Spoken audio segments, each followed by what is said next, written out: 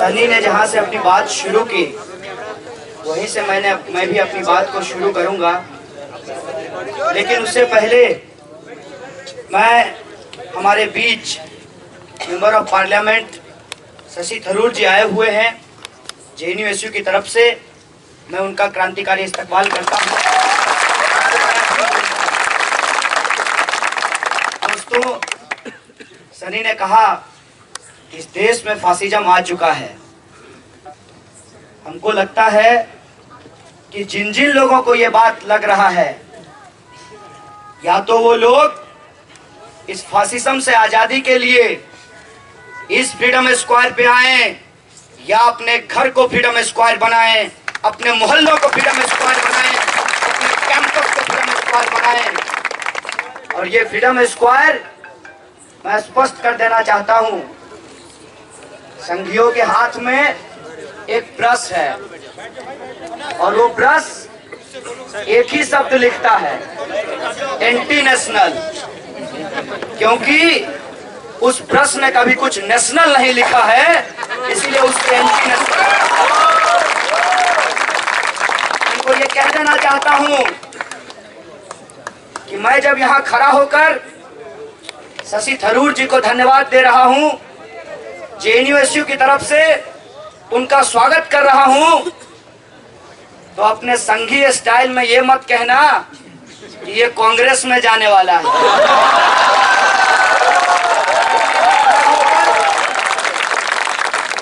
दूसरे राजनीतिक दलों का स्वागत कर रहा हूं, इस देश के नागरिकों का स्वागत कर रहा हूं, तो ये मत कहना कि ये देश के खिलाफ हैं। मैं तुमको कह देना चाहता हूं, मैं तुम्हारे खिलाफ हूं, हम तुम्हारे खिलाफ हैं। आज बड़ी लड़ाई छिड़ी है, और ये लड़ाई बड़ी इसलिए है कि अपने आप को इस देश की सबसे बड़ी पार्टी कहने वाली भाजपा, उसके प्लांटेड अध्यक्ष अमित शाह जी कहते हैं कि देश की आलोचना नहीं बर्दाश्त की जाएगी। अगर इस शब्द का लिटरल मीनिंग निकाला जाए तो मैं अमित शाह से पहली बार सहमत होता हुआ दिख रहा हूं। सच में अमित शाह जी, देश की कोई आलोचना नहीं बर्दाश्त की जाएगी, लेकिन देश मोदी जी नहीं है, देश भाजपा की सरकार नहीं है। सिर्फ लोकसभा के 283 एमपी से नहीं चलता, यहाँ 545 एमपी हैं, इसकी जानकारी आपको होना चाहिए। और आपको पता होना चाहिए कि संसद में 2 सदन हैं, लोकसभा और राज्यसभा, और इसके अलावे संसद से बाहर भी विपक्ष की एक सत्ता है, इस बात को भूलिएगा मत। और ये जो स्टूडेंट हैं, चाहे वो FTII के हों, चाहे वो IIT मद्रास के हों, चाहे साथी रोहित वेमुला हो, चाहे जेएनयू हो, चाहे अलीगढ़ हो, चाहे इलाहाबाद हो, चाहे जादवपुर यूनिवर्सिटी हो, हम ऑपोजिशन की सत्ता खड़ा कर रहे हैं तुम्हारे खिलाफ।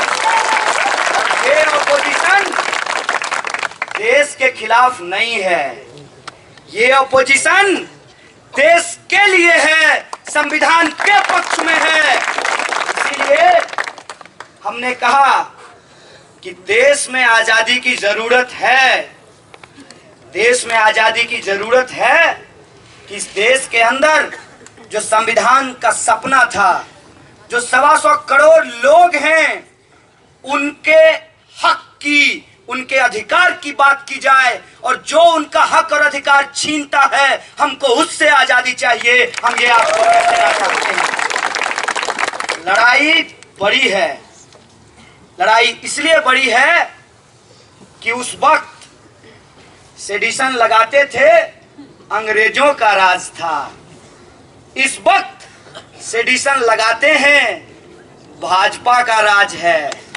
और एक कनेक्शन है इसमें, कनेक्शन ये है कि तिरंगा झंडा है हमारे पास, 3 रंग है उसका, और उसके ऊपर जो केसरिया की पट्टी है उससे ये तीनों रंग को ढक देना चाहते हैं। ये ढक देना चाहते हैं किसानों के आत्महत्या के सवाल को, हमारे देश की हरियाली को और हमको जीवन देने वाले किसानों के हक और अधिकार को।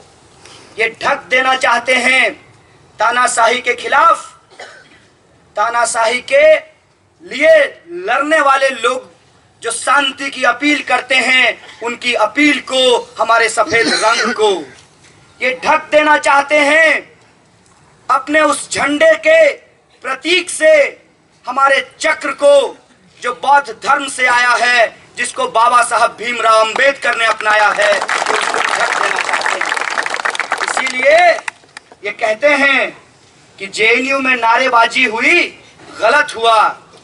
हम भी कहते हैं कि जेएनयू में अगर देश के खिलाफ कोई नारा लगाया जाएगा, सबसे पहले जेएनयू के लोग उठ करके खड़े हो जाएंगे और उनको देशभक्ति का प्रमाण पत्र नहीं चाहिए आरएसएस और बीजेपी से। मसला नारे का नहीं है, मसला इससे ज्यादा बड़ा है। बड़ा क्यों है? क्योंकि एफटीआई के समय जो आंदोलन चला था, तो याद कीजिए एक बहस छिड़ी थी। अभी मैं इंडिया टुडे के यूथ कॉन्क्लेव से आया हूं, उसमें एफटीआई के स्टूडेंट को यह कहा गया कि आप 10 साल तक कैंपस में क्या करते हैं। हमने कहा वो क्या जाने जो कभी कैंपस गए ही नहीं। इसमें जितना जरूरी एक किसान का होना है, उतना ही जरूरी एक खेतिहर मजदूर का होना है। जितना जरूरी एक उद्योगपति का होना है, उतना ही जरूरी एक मजदूर का होना है। जितना जरूरी सैनिकों का होना है, उतना ही जरूरी किसानों का होना है। और जितना जरूरी इस देश में जो हमारे साथी काम करते हैं ऑफिस में, उतना ही जरूरी रिसर्च करने वाले स्टूडेंट का भी होना है। क्योंकि अगर सोचेंगे नहीं तो बोलेंगे नहीं, और आज पूरी लड़ाई सोचने और बोलने की है। ये जो हमला जेएनयू के ऊपर हुआ है, याद रखिएगा, ये नारों से बहुत आगे की बात है, उससे ज्यादा बड़ी साजिश है। और वो साजिश क्या है? साजिश ये है कि ये बार बार हमें भटकाते हैं और हम बार बार इनको रास्ते पे ले आते हैं। उन्होंने एफटीआई के समय अंबेडकर पेरियार स्टडी सर्किल को बैन करवाया और मुद्दे को डाइवर्ट करने की कोशिश की। हमने एकजुट कर दिया कि कैंपस का भगवाकरण और मनुवादीकरण नहीं सहेंगे, हमको उसको एकजुट किया। उसके बाद इन्होंने दादरी करवा दी और इनकी असहिष्णुता देखिए, जो कि इनकी नजर में सहिष्णुता है। उसमें इन्होंने कहा कि आदमी मर गया तो मर गया, ये महत्वपूर्ण नहीं है, ज्यादा महत्वपूर्ण ये है कि फ्रिज में मांस किस चीज का था। और वही चीज दोहराई गई जब लोग इसके खिलाफ में बोले गए, तो इस देश के इंटेलेक्चुअल को गोली मारी गई, कुलवर्गी की हत्या की गई, पंसारे की हत्या की गई, ताकि इस देश में लोग बोलने से डर जाएं। मजेदार चीज देखिए, इतना डराने के बाद इन्होंने हमारा वजीफा छीन लिया और इनको लगा कि जनता डरी हुई है, कुछ बोलेगी नहीं। इन्होंने वजीफा छीना, हम यूजीसी पे कब्जा कर लिए, हमने ऑक्यूपाई को कर लिया यूजीसी को। तब इन्होंने पुलिस को बुलाया और कहा कि इन स्टूडेंट को खदेरो। हमने कहा कहां तक खदेरोगे, अंदर नहीं रहने दोगे तो बाहर बैठ जाएंगे। और 90 दिनों तक ऑक्यूपाई यूजीसी मूवमेंट चला। हम कैंपस गए और हमारी स्मृति ईरानी जी भी हमसे एक बार मिलने आई सड़क पे। काफी जमावड़ा था कैमरा का, और उन्होंने कहा, ऑन कैमरा कहा, कोई वो ओरिजिनल वीडियो चला दे, हम डॉक्टर की बात नहीं कर रहे हैं। ऑन कैमरा उन्होंने कहा कि हम आपका वजीफा बंद नहीं करेंगे और दिसंबर तक रिव्यू कमेटी की रिपोर्ट आ जाएगी। मेरे ख्याल से दिसंबर बीत गया है, ये मार्च का महीना है, रिव्यू कमेटी की रिपोर्ट नहीं आई। तब तब इन्होंने क्या किया, इनको लगा कि एक जेएनयू होता तो निपट लेते, क्योंकि इन्होंने अपने वाइस चांसलर बिठाए, अपने रजिस्ट्रार बिठाए, और इनके जो पुराने हाफ पेंट धारी थे उनको कमेटी का मेंबर बनवाया। लेकिन एक जेएनयू हो तब तो, अब तो ये सिलसिला ऐसा है, ये कारवां ऐसा है, तुम भुलाते जाओ हम तुम्हें रास्ते पे लाते जाएंगे। और ये आवाज, ऑक्यूपाई यूजीसी की आवाज जो दिल्ली से उठी वो पूरे देश के अंदर फैल गई। और छोड़ दीजिए देश का, जब विदेशों से भी समर्थन आने लगा, जब मोदी जी को विदेशों से भी लोग पूछने लगे कि भाई वजीफा क्यों बंद कर दिया विद्यार्थियों, तब इनके पास ये भी कहने को नहीं था कि दादरी में कुछ लोग अल्पसंख्यकों का संतुष्टि का राजनीति करना चाहते हैं। ये जो मुस्लिम इम्पीचमेंट का ये सवाल उठाते रहे हैं, इनको ऑक्यूपाई यूजीसी में ये भी कहने को नहीं बचा। ये जो अंबेडकर पेरियार स्टडी सर्किल के वक्त बोले कि जो अंबेडकर और पेरियार की बात करते हैं वो कास्टिस्ट लोग हैं, ये मसला भी इनके पास नहीं बचा। तब इन्होंने एक नया सगुफा छोड़ा। इन्होंने कहा कि ये लोग जो ऑक्यूपाई यूजीसी मूवमेंट में वजीफा के लिए आंदोलन कर रहे हैं, दरअसल मोदी जी के इमेज को खराब करना चाहते हैं। हमने कहा खराब को कितना खराब किया? अगर उनको इमेज बनाना होता तो इस देश की जनता ने भरोसा करके एब्सोल्यूट मेजोरिटी दे दिया उनको, 283 दे दी, फिर भी उनका जो वादा था वो पूरा नहीं हुआ। दूरबीन लगाकर देख लीजिए, आपको अच्छा दिन नहीं दिखाई देगा। आप बार बार अपना अकाउंट चेक कीजिए, कभी नहीं आएगा। सेंसेक्स उछल जाएगा और बाजार में आपका दिल बैठ जाएगा जब दाल आप 200 रुपए किलो खरीदेंगे। तो ये जो इनके वादे थे, हम भी देखना चाहते थे बुलेट ट्रेन देखने में लगता कैसा। ये सारे सवाल गायब हो गए। कहा कि हमारा पहला धर्म है इस देश की रक्षा करना।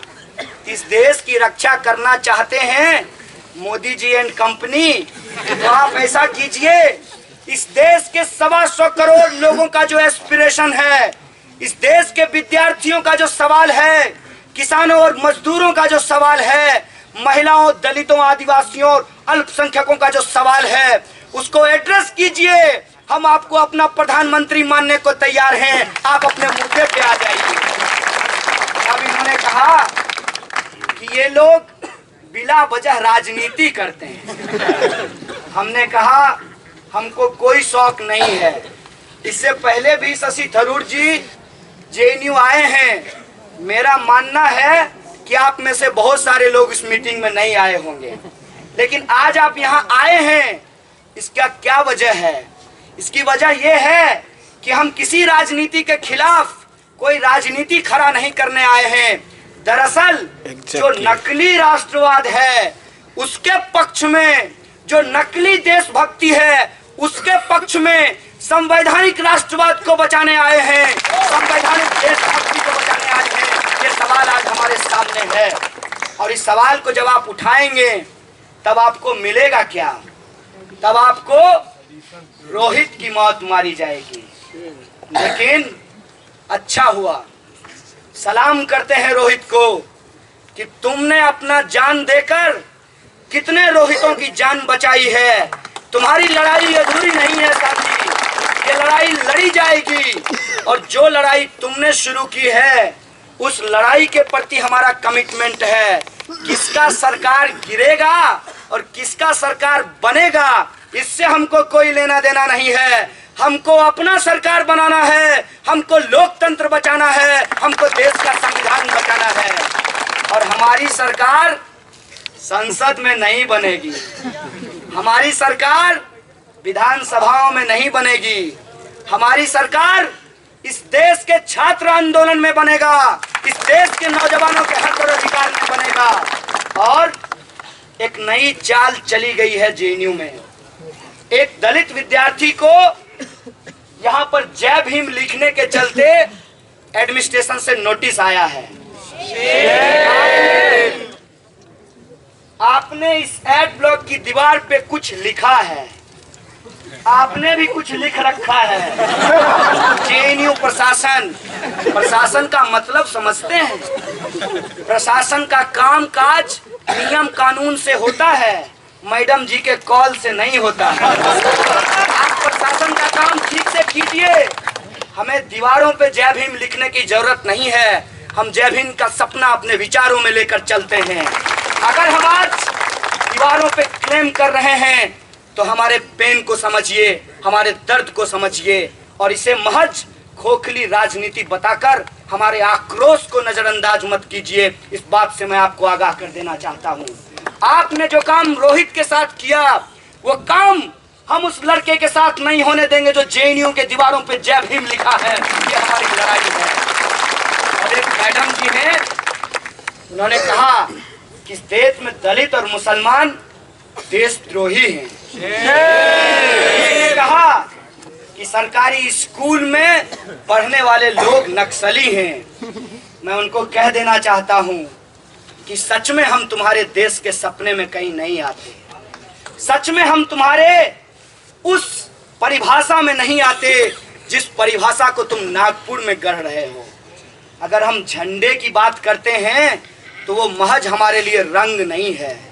अगर हम संविधान की बात करते हैं तो वो हमारे लिए महज शब्द नहीं है। और जब हम लोकतंत्र की बात करते हैं तो वो हमारे लिए महज भीड़ तंत्र नहीं है। इसका मतलब समझिए। उस झंडे का एसेंस है हमारे लिए, उस संविधान का एसेंस है हमारे लिए और उस लोकतंत्र का एसेंस है हमारे लिए।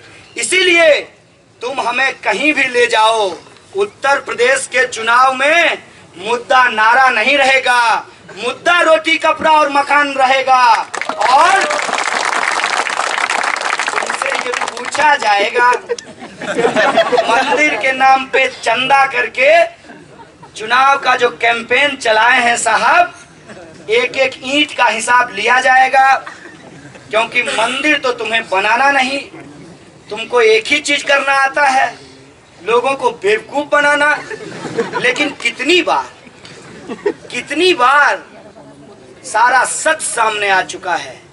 गुजरात मॉडल की हवा निकल चुकी है और वंदे मातरम कहने वाले वंदे व्यापम का जय घोष कर रहे हैं। मध्य प्रदेश में शिवराज जी के ऊपर एक रिपोर्ट आई है, पढ़ लीजिएगा आप लोग।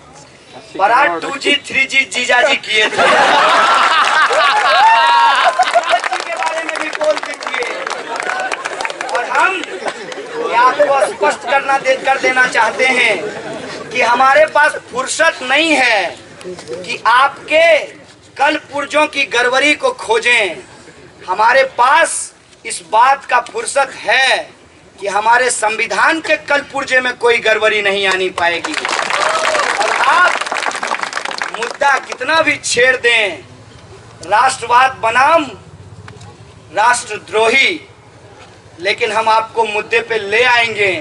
और मुद्दा यही है कि इस देश में चुनाव अगर राष्ट्रवाद पे लड़ा जाएगा, इस देश में चुनाव अगर देशभक्ति के नाम पे लड़ा जाएगा, तो वो देशभक्ति मोदी भक्ति नहीं होगी, वो देशभक्ति आरएसएस भक्ति नहीं होगी, वो देशभक्ति किसी एक विचारधारा की भक्ति नहीं होगी। अगर इस देश में राष्ट्रवाद का बात होगा तो उसमें 125 करोड़ लोगों की बात होगी। उसमें हिंदू से लेकर मुस्लिम तक, मुस्लिम से लेकर बौद्ध तक, बौद्ध से लेकर क्रिश्चियन तक, क्रिश्चियन से लेकर सिखों तक, सिखों से लेकर जैनों तक, जैनों से लेकर पारसियों तक, और इन सब से आगे बढ़कर जो किसी को नहीं मानता उन तक ये पहुंचेगी।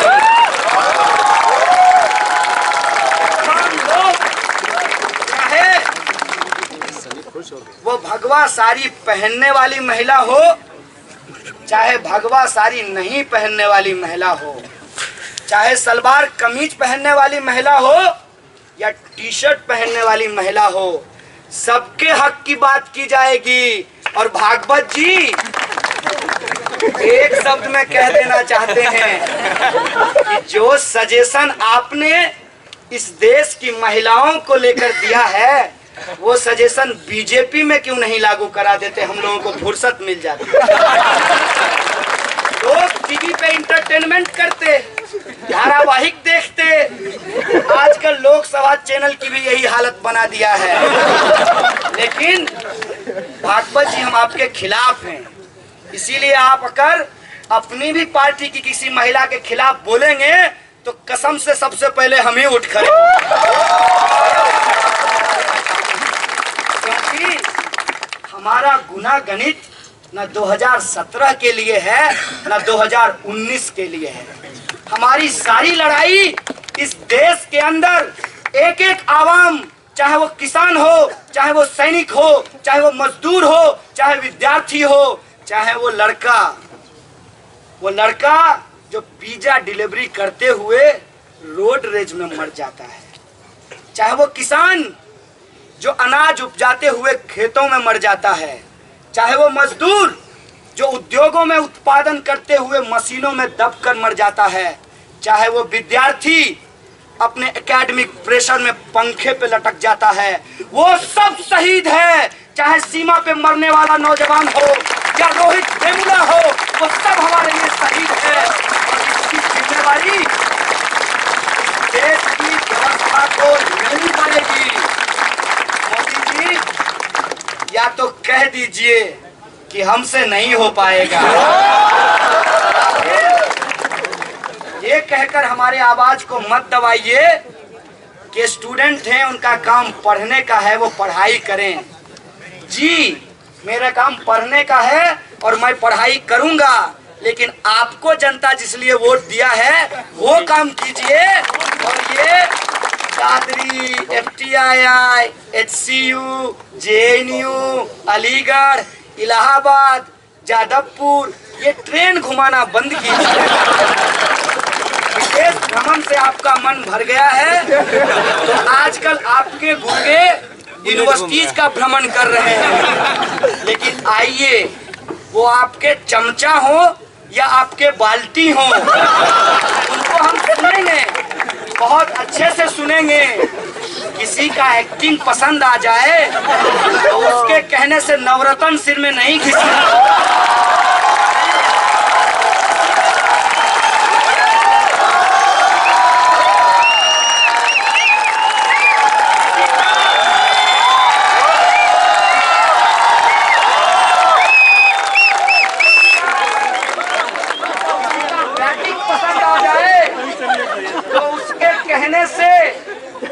अपना सीक्रेट ऑफ एनर्जी हम नहीं बदलने वाले। ये देश बेचना बंद कीजिए और जो देश के पक्ष में लड़ने वाले लोग हैं उनको देशद्रोही कह के बदनाम करना बंद कीजिए। क्योंकि जितना PR एजेंसी आप मेरे ऊपर खर्च कर रहे हैं, पाई पाई का हिसाब आपसे जनता लेगी, 2017 में भी और 2019 में भी। क्योंकि मेरी लड़ाई किसी को सत्ता में लाने या हटाने की नहीं। याद रखिएगा, इस माननीय MP जी को शुक्रिया अदा करते हुए और इनकी पूरी पार्टी को, राहुल गांधी को भी, जो यहाँ आए और हमारे पक्ष में खड़ा हुए, उनका अपना एक राजनीतिक एजेंडा होगा। लेकिन इस देश का इतिहास हमको पता है कि अंग्रेजों के खिलाफ अंबेडकर भी थे, गांधी भी थे, विवेकानंद भी थे, अंग्रेजों के खिलाफ पटेल भी थे, अंग्रेजों के खिलाफ कम्युनिस्ट भी थे, सोशलिस्ट भी थे, तमाम लोग अंग्रेजों के खिलाफ थे। और आज अंग्रेजों के चेले चपाटे सत्ता में बैठे हैं, इसीलिए सब लोग फिर से खिलाफ हो गए हैं।